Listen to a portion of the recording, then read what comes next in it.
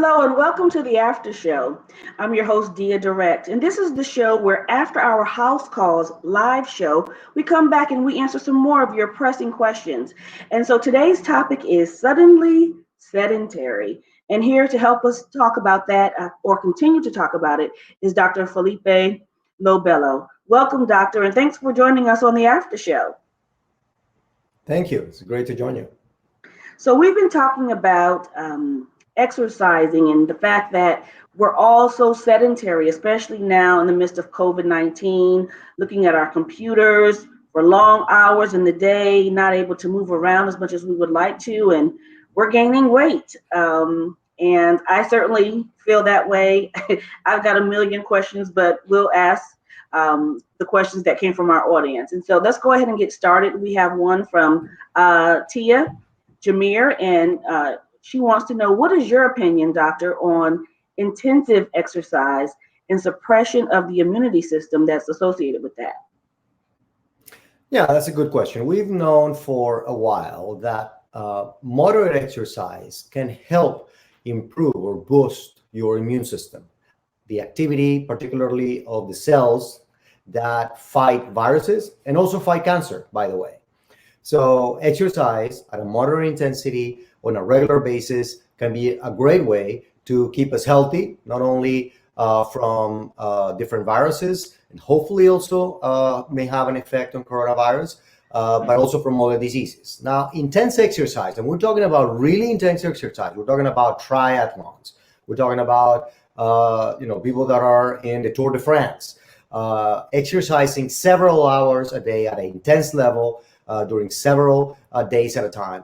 Those people, professional sports participants, essentially can have a moderate dip in their immune activity because of the intensity of the exercise. So obviously that's not something that affects most people. 99.9% of the population can exercise even at an intense level for an hour or 2 hours every day and still get the benefits. But obviously, if you are a professional athlete, those are things that need to be kept in mind as we're going through the pandemic. Got it. Now this one is a two-part question, and it's about fasting. So Sally Dye wants to know, is fasting good for your health? But then follows up to ask, what kind of fasting routine do you suggest for middle-aged office employees? Sure. So we have some emerging data indicating that intermittent fasting, can help reduce the amount of calories that we eat, obviously, can help lose weight for some people, and increase metabolism. Now, it's important to do it the right way. There are different ways that we can do it, and to answer that question, one approach could be to try to eat only during 8 hours every day. So, for example, you eat between 12 and 8, and you don't eat between 8 and 12, going into the next day. And if you're able to maintain that routine, say 5 days a week during several weeks, there may be a benefit to your health, particularly in terms of weight loss.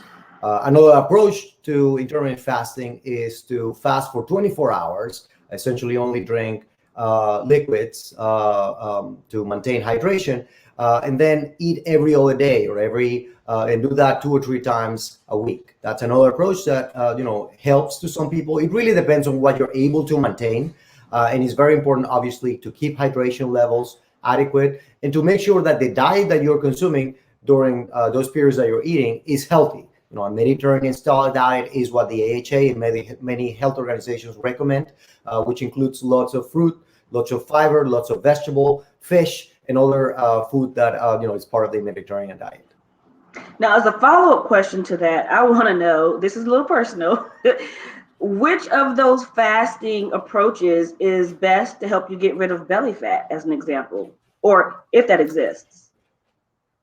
We don't have necessarily data to answer which of those regimens has more effectiveness for weight loss, particularly visceral fat. All of these approaches, if you stick with them, meaning if you're able to maintain them for several weeks, will reduce the caloric intake that you have, will hopefully also increase the ability of yourselves to have a better metabolism of fat and carbohydrates. Again, that coupled with a healthy diet, with choosing the right foods during the time that you eat, can help you lose weight. And it's important to try to also increase the amount of energy that you spend through exercise during those periods, because then you're going to get more bang for your buck. So it's still early in terms of what we know about the health effects of intermittent fasting. It's probably something worth trying. I've tried it myself, but it really depends on how much you're able to stick with it, like any other health behavior. It doesn't really help if you do it for a short period of time and then you stop. Yeah. And just kind of going back to Sally's question, is belly fat a risk factor at all? Because she was talking about being sedentary and being middle age, and we know that's during that time in your life is when those kinds of things start to happen, and it's harder to burn calories, and it often shows up in your midsection area, which we've heard can be an indication of certain health issues. Yeah, absolutely. Belly fat, or also what we call visceral fat, is an important risk factor for heart disease and also for diabetes and even for cancer. So we typically measure Really, cancer waist too? circumference. Yes, obesity and visceral fat is also a risk factor for cancer, and colon cancer in particular, which we know has been increasing over the last few years. So we advocate to measure your waist circumference and to make sure that you are below some guidelines. Typically we want to be below 102 centimeters for men and below 90 centimeters for women. Those cut points, or those guidelines, are important to try to keep a handle on. Just as you weigh yourself, it's also important to have your waist circumference measured, because, like I said, it's an important risk factor, and we want to make sure that you don't have an excess visceral fat, because that increases the risk of many of these metabolic diseases. Very interesting. Yeah. So I think we all need to incorporate that into our weighing ourselves routine, is also to measure our waist. So. Correct. Mm-hmm. Okay. Next we have from Michael in Memphis, wants to know, do I really need to get 10,000 steps in each day? Yes and no. 10,000 steps has been a more of a promotional headline. Really? But the data behind the 10,000 steps is not as clear. Really what we want to advocate is for people to try to reach to the minimum 150 minutes of motor activity per week. That may translate in some people to 10,000 steps a day, but probably more, closer to 7 days a week rather than 5 days a week. So, the way I explain it is that, go for a 30-minute moderate, brisk walk, and look at how many steps you take. And that's probably the minimum that you need to be taking every day. For some people, it may be 10,000. For some people, it may be a little bit less, a little bit more. But it's better to try to, reach the 30-minute per day goal, or the 150-minute per week goal, rather than 10,000 steps. Well, that's good to know, because I certainly thought that that 10,000 was the standard. So that's good information there. Yeah, it's a standard that came from Japan, and from, like I said, promotional components. But really, when we looked at the data and the science, the 10,000 step is not necessarily a guideline that we want to recommend from a health perspective, because it's very variable. It varies based on the height of the person, the pace of the person, so it can change, and it is important to adjust that number to your particular pace of walking, and how big your stride is. So, like I said, it may be 10,000 for some people, it may be less, it may be. It's better to try to see how many steps you take on a daily basis to, say, cover 30 minutes of moderate activity, and then try to repeat that on a regular basis. Makes a lot of sense. It's kind of a nice way to think about it. So that's great. Next, we have a question that says, I have a heart condition. Is exercise safe for me? And are there any exercises that I should not do? It depends on the heart condition, but even for persons that have had a heart attack, or even for persons that are going through chemotherapy, we know there are many, many clinical situations in which we should promote more exercise because we now have the evidence to show that exercise can help prevent and treat many of these diseases. So the key here is to ask yourself three questions. Are you moderately active on a regular basis, meaning you go for a walk 30 minutes a day, 5 times a week, or you do exercise at least 3 or 4 times a week? If you don't do that, and you also have heart disease, you probably need medical clearance before you start any type of exercise program. Now, if you do activity on a moderate, regular basis, and you have heart disease, but you do activity, that probably tells you that you're able to sustain that activity level even with your diagnosis of heart disease. We get more concerned when people get symptoms when they do exercise. For example, they have chest pain going up or down the stairs, or they have a swelling of the legs, or other types of symptoms. And that's what prompts us to suggest that people may get medical clearance. It's important that they get medical clearance before starting an exercise program.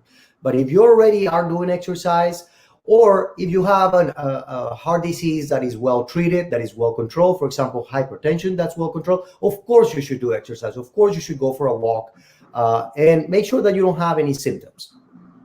What about if you have a blood clot? Should you be exercising? Well, it depends on the blood clot. It depends on how long it was, depends on whether you're treated for it. Exercise actually is a great way to reduce the likelihood of getting more blood clots. Sedentary time, being sitting or not moving is a risk factor for more blood clots. And this is what happens, for example, in long flights. If we don't move, we are at increased risk of blood clots. So again, it really depends on the particular situation. But the rule of thumb is that exercise is beneficial for many of these conditions, unless you are symptomatic, unless you have current symptoms of shortness of breath, chest pain, swelling of the legs, or other symptoms that may prompt you to obviously seek medical advice. Got it. So here's my last question. During the live show, you talked a little bit about, should we go to the gym? And people are starting to go back, trying to figure out, when and where they can go to exercise classes. And I was worried about just that part. So I get, being careful with the machines. But if you're in an exercise class and people are sweating, or in general, if you're around people, even outside, and they're sweating, or you're around them for too long exercising, what are the risks there? Let's say it's a Zumba class, as an example. Yeah, the most important factor is really whether it's indoor or outdoors. Outdoors, obviously, is much safer because the environment, the wind, is going to facilitate for the droplets and for the aerosols to simply go down. But if you're indoors, you obviously want to make sure that you keep your mask, that you try to keep physical distance, and that you try to minimize the time that you are close to someone else.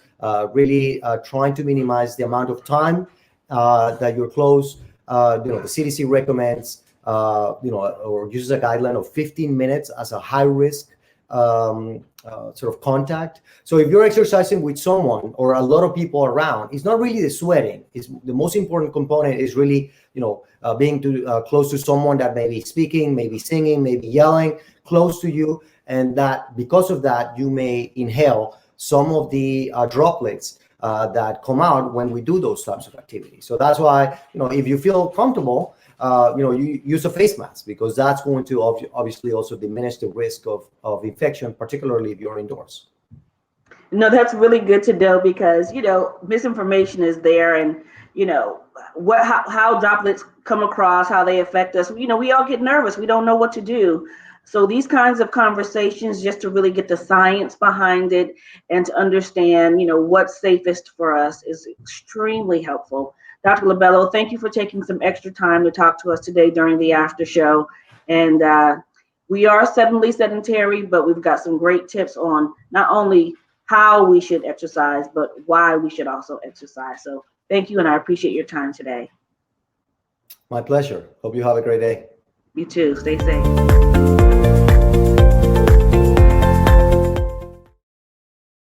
Learn more about house calls, Real Docs, Real Talk, and submit your questions at heart.org/housecalls.